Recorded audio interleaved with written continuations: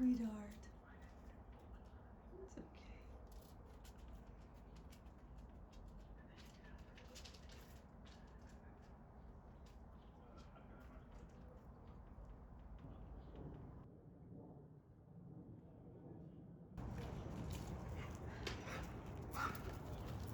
Hi, that all the neighbors are out, or at least some of them.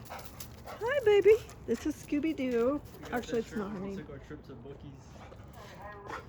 It's You couldn't Buc-ee's. go in though. It's messed up. But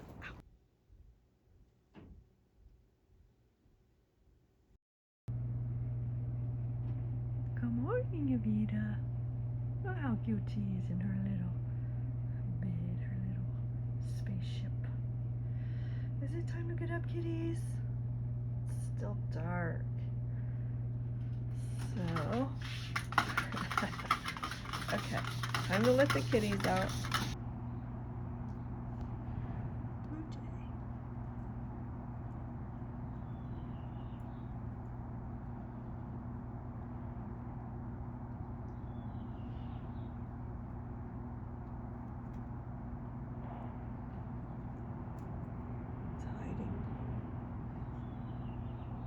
It's hiding from this predator.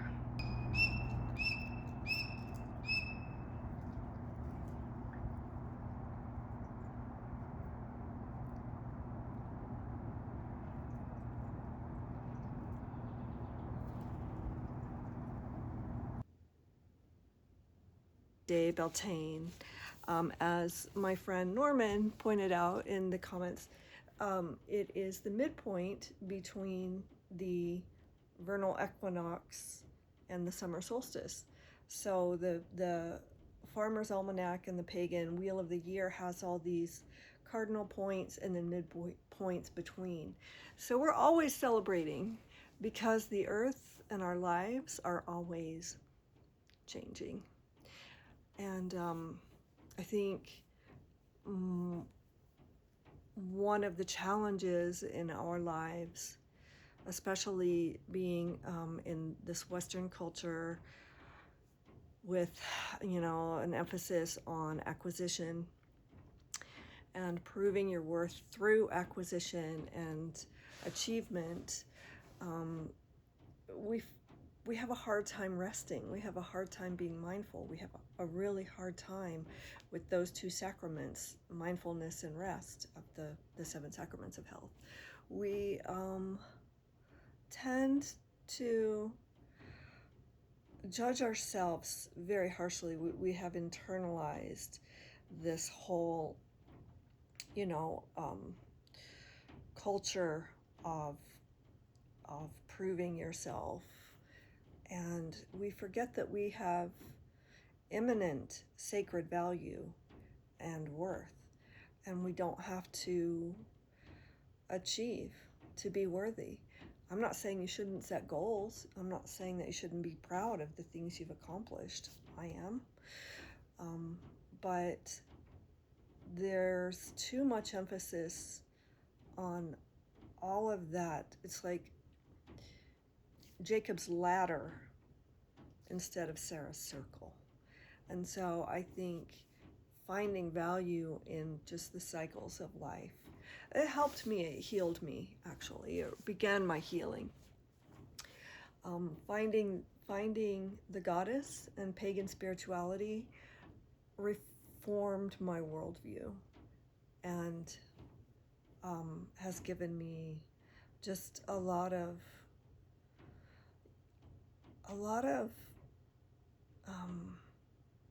presence, I guess. Just the ability, not that I'm always present, not that I'm never striving or anxious, because we do live in a world that demands quite a bit of you simply to survive.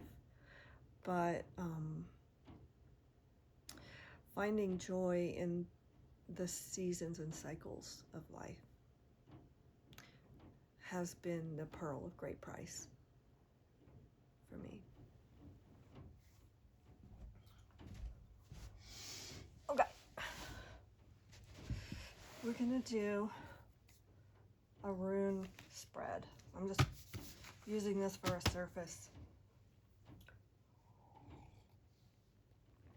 so you can see.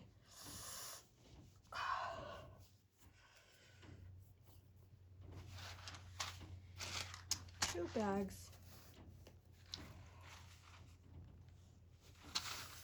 I think this one goes with this one. This one goes with this one. The healing runes. Let's do. So think of a question or a problem. It can be a health question, a mental health question, just an existential or spiritual question. This one kept pushing itself into my hand, and this one wouldn't let go either. So I don't want to do upside down readings.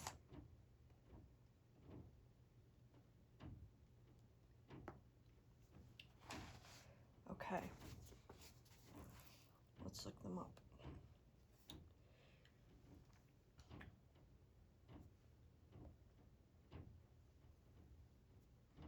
Okay, this one is innocence. Innocence. And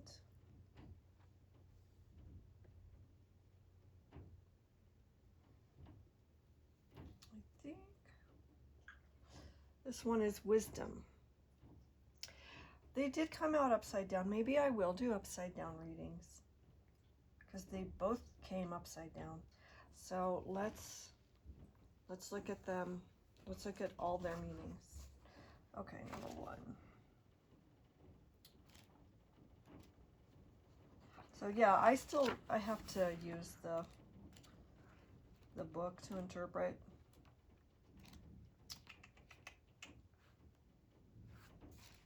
Oh no, come on,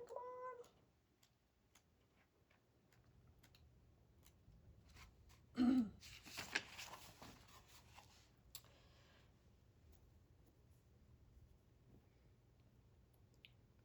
The starting point is always innocence.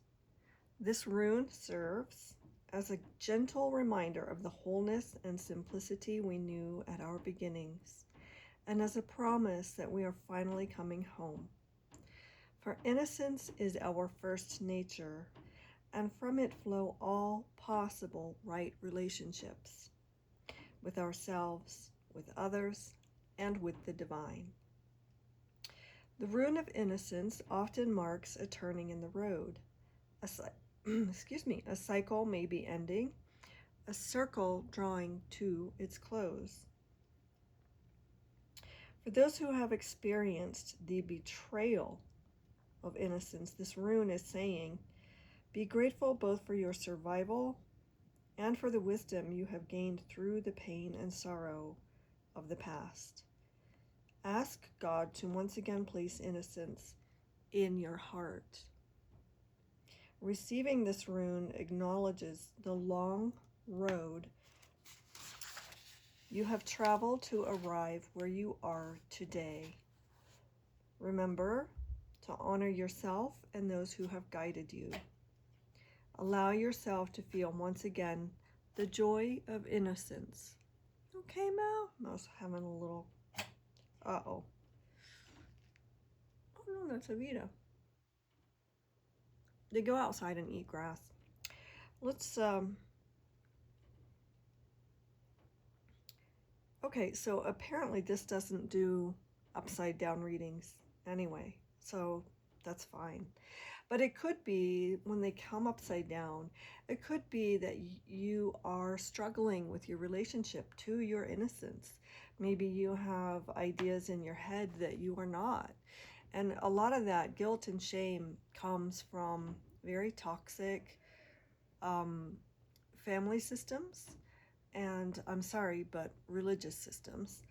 So yeah, just remember, if you're in a religious system that emphasizes shame and guilt, just place your trust in the innocence that is granted via redemption through faith. Hold on to that. Okay. The other one, wisdom. which seems to pair nicely.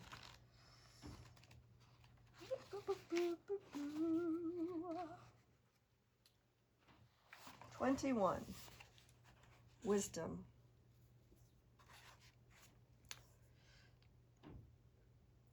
It has been said that wisdom is a map upon which to follow the journey of the spirit, a sacred text of understanding from which to learn about the care of the soul.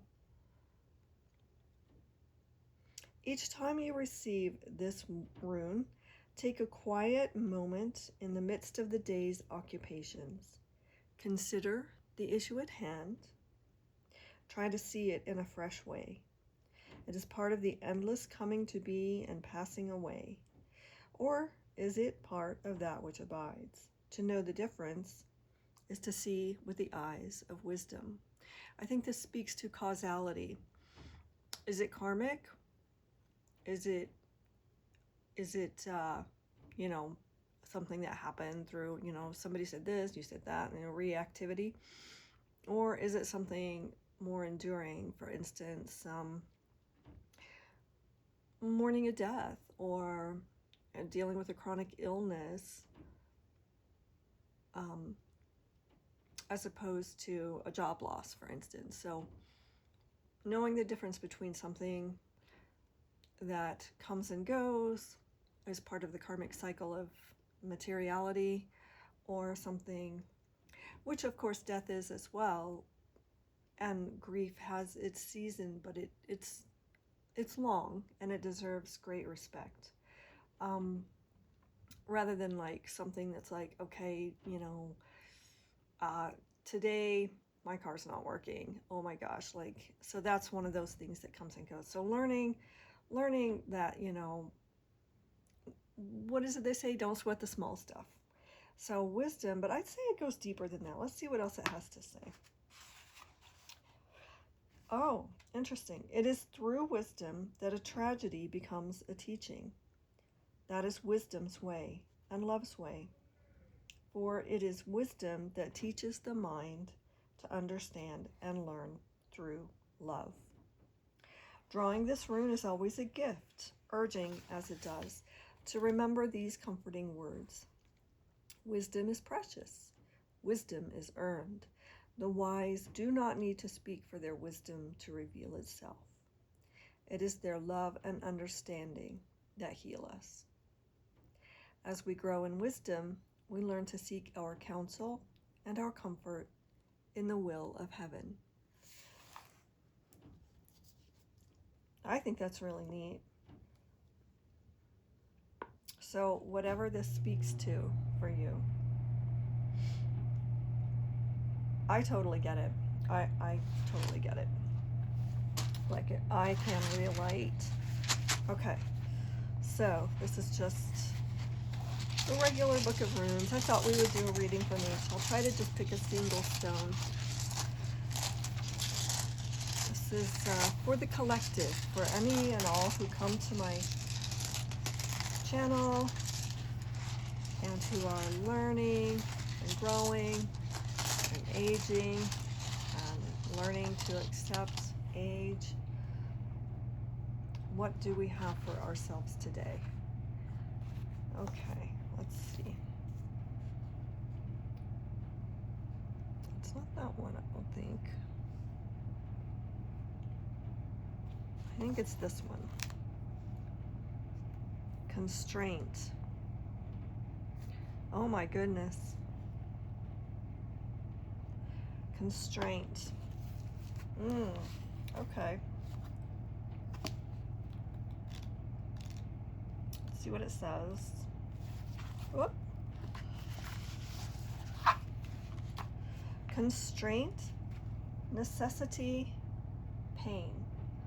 The necessity of dealing with severe constraint is the lesson of not this. The positive aspects of this rune represent the limitations we directly cause ourselves. The role of not this is to identify our, quote, shadow, our dark and repressed side, places where growth has been stunted, resulting in weakness that we project onto others. Don't take this world personally, this rune is saying. Work with the shadow. Examine what inside you magnetizes misfortune into your life. Oh my gosh. Okay. When at last you can look upon Notas with a smile, you will recognize the troubles, denials, and setbacks of life as your teachers, guides, and allies. The need for restraint is unquestionable here. Drawing this rune indicates that there will be holdups, reasons to reconsider your plans carefully. There's work to be done on yourself. So take it on with goodwill and show perseverance. This is a time to pay off old debts, to restore, if not harmony, at least balance. So mend, restore, redress. Let the constraints of the time serve you in righting your relationship to yourself. Be mindful that rectification comes before progress. And again, consider the uses of adversity. Let's see. The little part is down bottom, so they do have a reversed reading here. So as part of the cycle of initiation, Noctis is the great teacher disguised as the bringer of pain and limitation. It has been said that only at the point of greatest darkness do we become aware of the light within, by which we come to recognize the true creative power of the self. When something within us is disowned, that which is disowned wreaks havoc. A cleansing is required here. Begin with what is most difficult and proceed to what is easy, or conversely. Either way, remember that, quote, suffering in its original sense meant merely undergoing. Thus, you are required to undergo the dark side of your passage and bring it into the light. Controlling your anger, restraining your impulses, keeping your faith firm, all of this is at issue here. Modesty and good temper are essential at such a time. Well, heck, this isn't the rune I expected for kind of the question that I had in mind. But it kind of makes sense because with aging, which was kind of my focus, like on this channel to some degree, comes restraint. I mean, we have to, let's see, we have to come to terms with things that, no matter how hard we try, like we exercise, we eat right, but we're still gonna get older. Our health will be compromised, perhaps. There are constraints, for instance, ageism in the job market. That's a true constraint that we really can't do that much about. Like our health, we can take into our own hands to a great degree, but we're working against our aging body and relearning our identity and things like that. And I just kind of want to bring this back to May Day, Beltaine. So I really like this reading. And healing is so central to everything that I talk about and I'm trying to live in my life. Both mental, emotional, family healing, ancestral, and physiological. And it's all one, really. You know that. But this one, I really like this one. Remember our innocence. And I can't remember what this, anyway, remember your innocence. And renewal, that's what May is. So like, it's kind of almost more the point of the new year in May. It's when everything is coming forward. And so maybe, sorry, I've got like food that I'm still chewing. Maybe this constraint has to do with,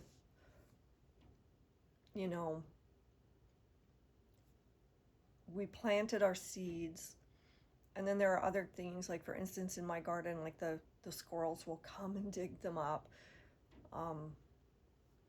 Weather, things like that. So maybe we just need to